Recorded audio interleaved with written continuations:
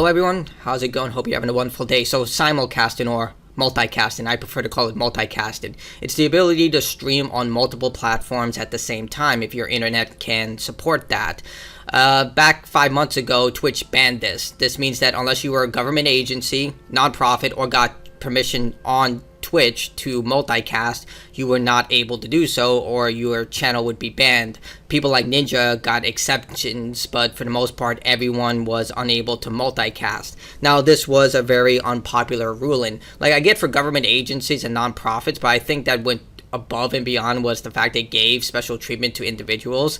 But then again, it is Twitch. Twitch is notorious for giving special treatment to certain users and not providing the rules evenly between their community. Right now, a lot more people are aware of it on YouTube, but it's just the reality of content creation or any job you do. It doesn't matter if you're an engineer, lawyer, doctor, you work the cashier at McDonald's, you have your own business. There's always going to be nepotism in some form or another in your workplace, and this is just, amplifying this. But it seems that Twitch is rolling back the rules, as reported by Dick Cedro, who stated, Twitch just announced TwitchCon that you can now simulcast to any other streaming service. Now, I read the article that they stated, and it just seems that they didn't read it in its entirety. It kind of just copy and pasted the rules that were here, so it's best to just go to the source, because this is actually really misleading. According to their guidelines, you can simulcast, but there are a lot of restrictions to the point that it just becomes unnecessary, because simulcasting will actually be much more of a problem if you do it on Twitch. So, in line with the coming changes of terms of service, we are now allowing you to simulcast on any service. We believe in giving you freedom to simultaneously stream on other services, but we also want to ensure that Twitch user experience is not compromised. To the end, the following guidelines have been established. Now, once we read this, you'll see what they mean. You ensure that the quality of Twitch users' experience of your simulcast is at minimum no less than the experience on other platforms or services, including your engagement with Twitch community, for example, via chat. So Twitch has to be priority. It doesn't matter if you stream to YouTube, Kick, Facebook, Twitch should be number one. So that's the number one thing. And it gets a little more weird, annoying. You should not provide links or otherwise direct your community to leave Twitch for your simulcast on other services, because we value community on Twitch and the integral role community engagement plays for all users, all Twitch users. So basically stating, do not allow people to go to YouTube or Kick, because we need the users on Twitch to see the ads that you are playing. Because let's face it, most of us, when we see an ad on Twitch, we likely mute it or put the tab on mute and then go onto another page until the ad plays, or you probably remove the tab, put it onto a separate part of your screen, and go watch something else until the ad is finished. We all do it. Don't act surprised. But in this situation, it's also a major loophole, because it basically gives Twitch another reason they can ban or demonetize people by stating, hey, we have information that you're directing people to other links outside from Twitch, because, who tracks that? You do not use third-party services that combine activity from other platforms or services on your Twitch stream during your simulcast, such as merging chat or other features, to ensure Twitch community is not included in the entirety of your experience of your live stream. That is incredibly ridiculous. If you stream on two platforms and say you average, 50 people between both platforms, that is a lot of chat that you have to keep track of. And if you don't have it evenly placed on one screen, it's going to be such a hassle. It's just another way for Twitch to say you have to just focus on Twitch. And at that point, it just becomes a nuisance. Like, if you have a large portion of your community on one or the other, or say you even break even on both communities, having to divert attention between two different chats is going to be so annoying. Like, I do get the leniencies of these rules. It gives more options to people, but it just seems that they're still cracking down on the idea that you need to remain on Twitch at all times, which I get. They want you to remain on Twitch as opposed to YouTube and Kick, because if you're on Kick or YouTube, ads play on that and they get the maximum amount of ad revenue, as opposed to Twitch, where if they keep you here, not only do they have a chance of getting subs and bits, which Twitch takes a cut, but also the ads as well. Do these guidelines apply to all streamers? Yes, unless you have an agreement with Twitch that requires exclusivity, which means like Ninja is completely doesn't need to follow these rules. was an example of degraded experience on Twitch. For example, shrinking the size of otherwise degrading the video quality on Twitch so that it's worse on other platforms would make the user experience on Twitch less than other services and therefore not meet our guidelines. So basically, yeah, make sure the bandwidth is leaning towards Twitch so the quality is the best there, so users will go to Twitch instead of other platforms.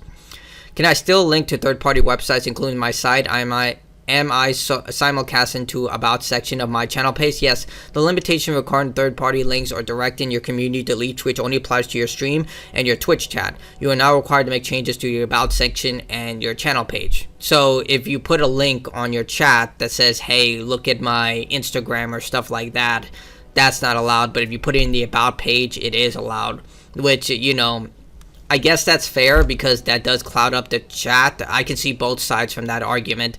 But on the other side, it also means that people who have automatic messages about link trees and stuff like that, you're going to have to remove that immediately. Can I use third-party tools that combine activity from other platforms or services, such as if chat I am using them for my personal usage? Yes, you are free to use tools that are for your personal use. The prohibition on third-party... Oh, okay, so... you can use this for your personal use. That's actually a really good feature. So personal use, that's fine. But when it combines it onto actual chat, that's different. That I get because it can cloud up the chat. I used to do that with Restream. And a lot of people were very annoyed about that because they're like, they couldn't communicate between each other because one was Twitch and one was YouTube. And sometimes it was delayed. So in that, I can understand where they were coming from. But at the other time, I can also understand this might be a hassle for your audience if you're talking to someone on Twitch and then someone on YouTube says who you're talking to, what's going on. That's happened to me, so I can see that also being a problem, especially if you're a big content creator on Twitch or YouTube.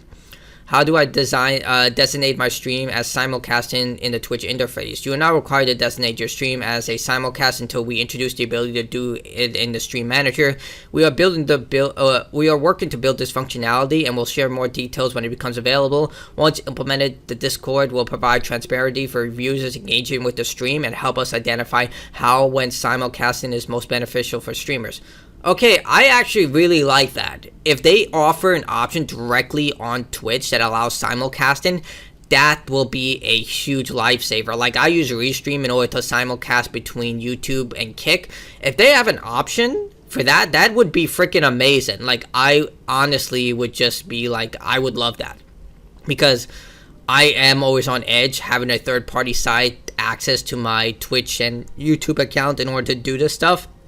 Like, I sign out on everything. I make sure I have two-factor authentication along with an authenticator app. I change my passwords almost every week. You can imagine how freaking annoying that is.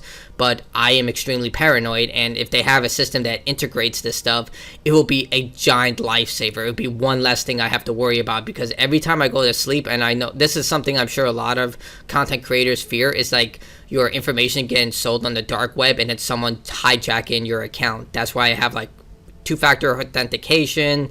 I have every security measure that you can possibly imagine, from security keys to two-factor to, again, changing my password almost every week. So it is stressful, and this would definitely be a lot less stressful.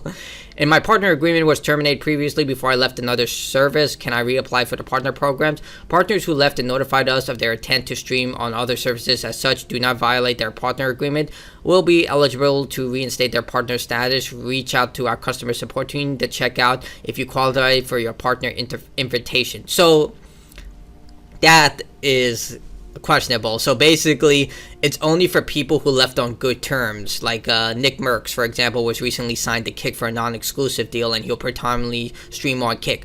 But if you were banned off Twitch, like for example IShowSpeed or Dr. Disrespect, no. At this point, they still haven't revised those rules, even though they stated with Kai Cenat talking to the CEO of Twitch with IShowSpeed begging to be reinstated on Twitch. He said he'll look into it, but it seems that they're kind of breaking ground with that. They're easing into it. They're not going to do it like that. They're going to see, okay, we'll consider it on a case-on-case basis, which I think is great. So I'll give it a like. I think it was helpful. So there you have it. Simulcasting is allowed on Twitch with a lot of rules that you have to follow. No links in chat. Make sure you don't merge the chat for the chat itself, but for personal use, it's fine. And yeah, I think this is actually a really positive change. Like, considering like the last thing was really garbage. I mean, it's not perfect. I think the original system was still better, where you could simulcast and have merchant chats, no problem. But it seems that Twitch has been struggling to try and keep viewer attention on Twitch, at least in the US. Like, I checked out like Japan, Africa, and other countries using a VPN, and it seems to be running healthy there. But in the US, it seems to be stumbling a lot. Like, I don't know the demographics of like viewerships that are on US, if US is more important or Europe's more important. If someone knows that, I'd love to hear your comments on that. I love to learn. Give me like sources and give me a better understanding of that. But from what I can tell, other countries, Twitch is still dominated, no problem. This may be just because of the US. Maybe they're slumping so hard in the US they need something to gain goodwill. But that's just my opinion. Tell me what you think in the comments below. Positive, negative, if you're going to go back to Twitch, or if you prefer streaming on other platforms, if you just abandon Twitch altogether and just watch content on other platforms.